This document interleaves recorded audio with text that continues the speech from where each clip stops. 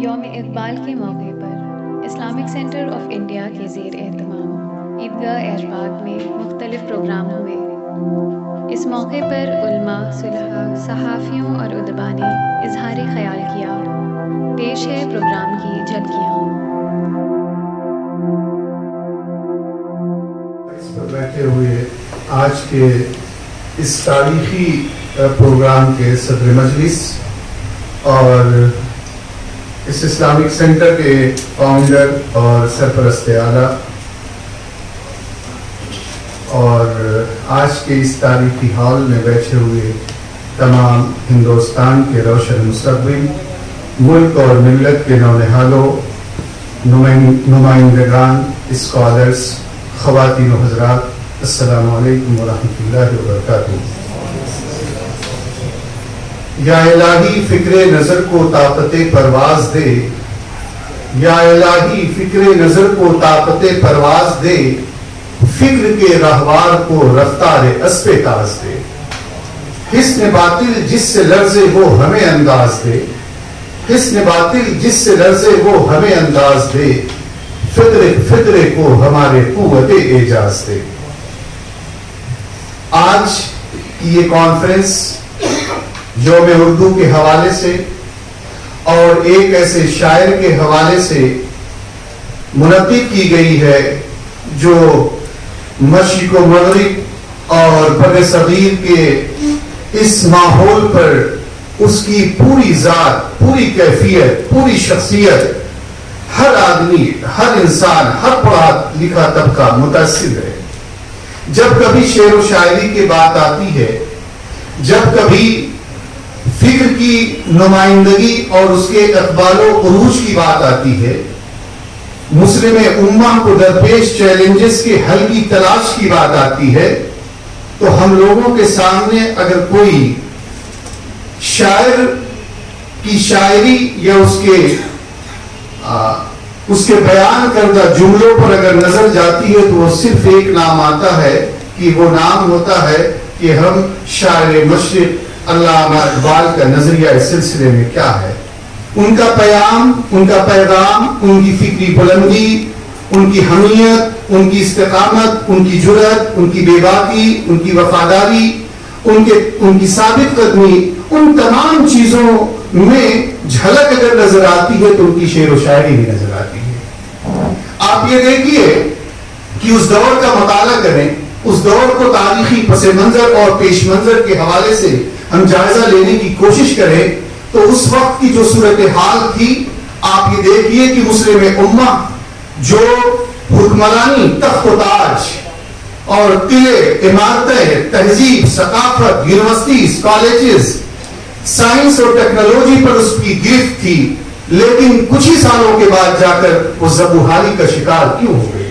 انہی تمام چیزوں کو شاعر مشرق نے اپنے شعری انداز میں بیان کیا ہے۔ میں ایک شعر، ایک ان کی نظم ہے، ان کے سامنے میں پیش کرتا، آپ کے سامنے میں پیش کرتا ہوں، اس سے اندازہ ہوگا کہ اس شخص کی پرواز کیا تھی۔ علامہ اقبال کہتے ہیں کہ ملاقاتیں عروج پر تھیں تو جواب اذاں تک نہ دیا اقبال، ملاقاتیں عروج پر تھیں تو جواب اذاں تک نہ دیا اقبال،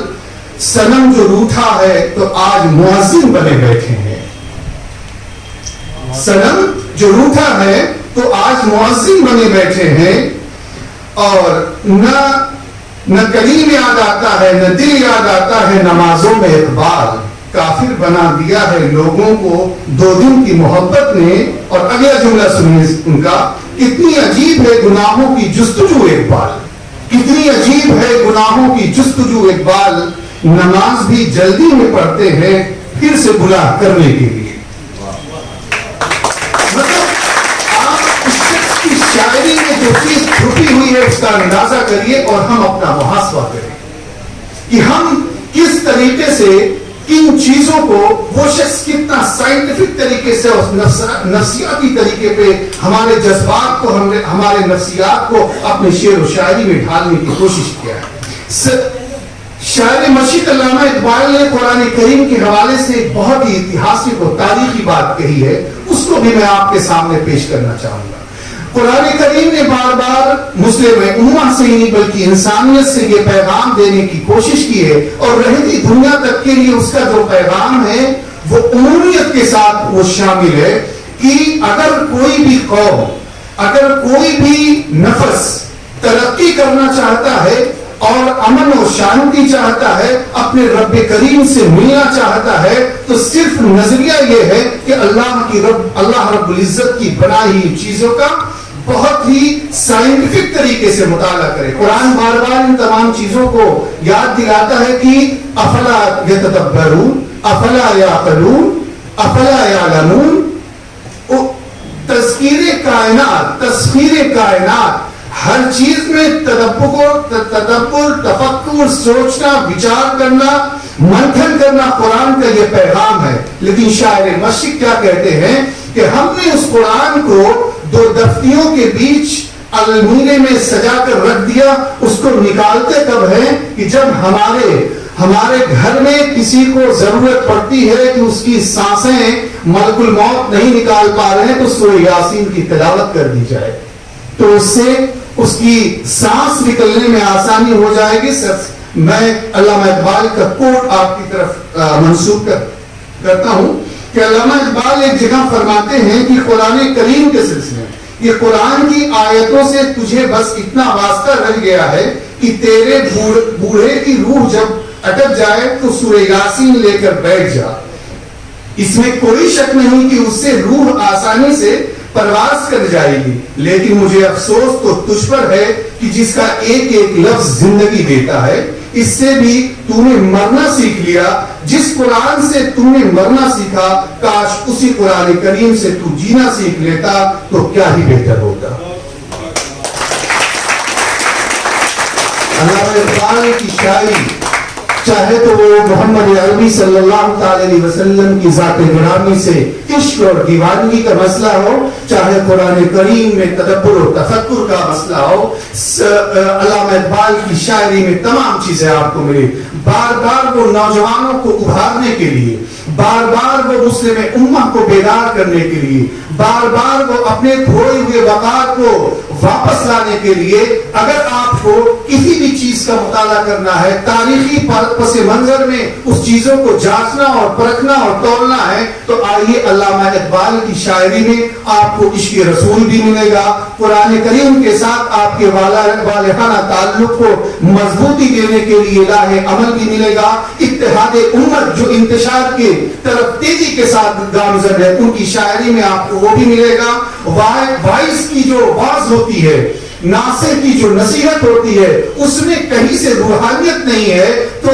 علامہ کہتے ہیں کہ آؤ اس کی طرف بھی شکوہ اور جواب شکوہ کا مطالعہ کریں، اس سے بھی ہمیں بہت ساری چیزیں سیکھنے کو ملیں گی۔ قوت ارادی ملے گی، حوصلہ ملے گا، خود اعتمادی ملے گی، صبر ملے گا، شکر ملے گا۔ تمام چیزوں کو اگر آپ کو دیکھنا ہے، پرکھنا ہے اور ایک کامیاب انسان آپ کو بننا ہے تو یقیناً ہمیں علامہ اقبال کی ذات کو، ان کی شخصیت کو، ان کی شاعری کا مطالعہ کر کے ہمیں اپنے آپ کو کامیابی کی راہ پر گامزن ہوگا۔ میں انہی چند الفاظ کے ساتھ اپنی بات ختم کرتا ہوں کہ ہم نغمہ ہستی کو